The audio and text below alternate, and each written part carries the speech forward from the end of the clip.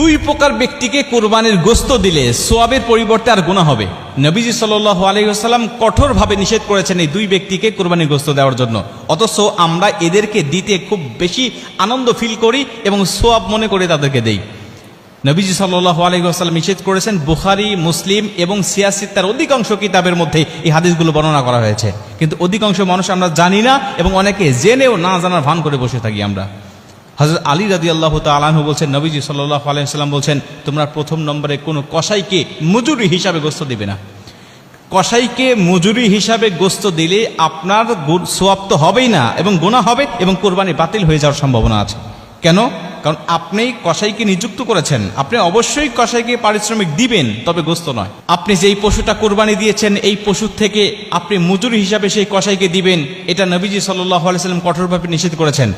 আপনি কসাইকে নিযুক্ত করার পূর্বে তার সাথে আপনাকে চুক্তি করতে হবে, আপনি অবশ্যই তাকে পারিশ্রমিক দিবেন, তাকে ঠকাবেন না, কোনোভাবেই নয়। এবং নবীজি তো মজুরিদেরকে বলেছেন যে তার গায়ের ঘাম শুকিয়ে যাওয়ার আগে তার পাওনাটাকে বুঝিয়ে দাও। অতএব সেই নবী কখনোই তাদেরকে ঠকাবেন না। নবীজি সাল্লাল্লাহু আলাইহি ওয়াসাল্লাম বলছেন, অবশ্যই তাদেরকে মজুরি দিতে হবে, পারিশ্রমিক দিতে হবে, কিন্তু এই কোরবানির পশু থেকে নয়, দিতে হবে তোমার ইনকামের মধ্য থেকে, তোমার সম্পদের মধ্য থেকে। তুমি চুক্তিবদ্ধ করে নিবে তাকে যে তুমি আমার গোশতটা সারাদিন কাটাকাটি করবে, সারাদিন তুমি আমার গোশত নিয়ে ব্যস্ত থাকবে, তোমাকে অবশ্যই আমি উপযুক্ত পারিশ্রমিক দিব।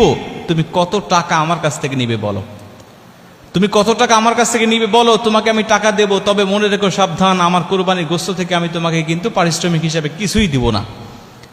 এরপরে আপনি তাকে উপযুক্ত পারিশ্রমিকটা বুঝিয়ে দেওয়ার পরে আপনি অন্য 10 জনকে যে পরিমাণ গোশত দেন বা যে নিয়তে আপনি গোশত দেন, আপনি তাকে ঠিক সেইভাবেই আপনি তাকে কিছু দিয়ে দেন পারিশ্রমিক দেওয়ার পরে। কিন্তু আপনি গোশতকে পারিশ্রমিক হিসাবে দিয়ে দিলেন বা ওই আপনি মূল্য কম দিলেন যে আমি তো তাকে কিছু গোশত দিবই, অতএব মূল্য কম দিচ্ছি, তাহলে আপনার সওয়াব হবে না।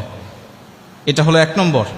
2 নম্বরে, যে ইমামকে দিয়ে বা যেই মানুষকে দিয়ে আপনি কোরবানির পশুটাকে আপনি জবাই করে নিয়েছেন, এই ইমামকে আপনি পারিশ্রমিক হিসাবে, সে জবাই করে দিয়েছে আমি তাকে গোশত দিয়ে দিলাম, না, এটা আপনি দিতে পারবেন না।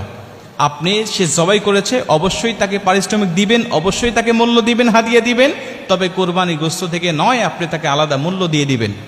কিন্তু আমাদের সমাজ আমরা দেখতে পাই, সে সারাদিন কাটাকাটি করেছে বা সে আমার গরুটা জবাই করে দিয়েছে, তাকে মাথাটা দিয়ে দিলাম, তাকে পাটা দিয়ে দিলাম, তাকে ভুঁড়িটা দিয়ে দিলাম, এই অংশগুলোকে আমরা দিয়ে দিলাম, অথবা আমরা তাকে এখান থেকে 5 কেজি 10 কেজি গোশত তাকে আমি দিয়ে দিলাম।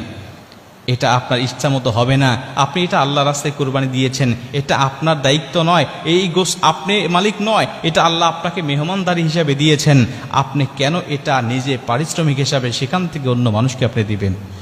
অবশ্যই আপনাকে মূল্য তাদেরকে দিতে হবে। যদি পারিশ্রমিক হিসাবে 2 জনকে আপনি গোশত দেন, তাহলে আপনার কোরবানি এই গোশত, এখানে সোয়াবের কোনো আশা আপনি করতে পারেন না। এখান থেকে আপনার গুনাহ হওয়ার সম্ভাবনা, গুনাহ হবে এবং কোরবানি বাতিল হয়ে যাওয়ার সম্ভাবনা।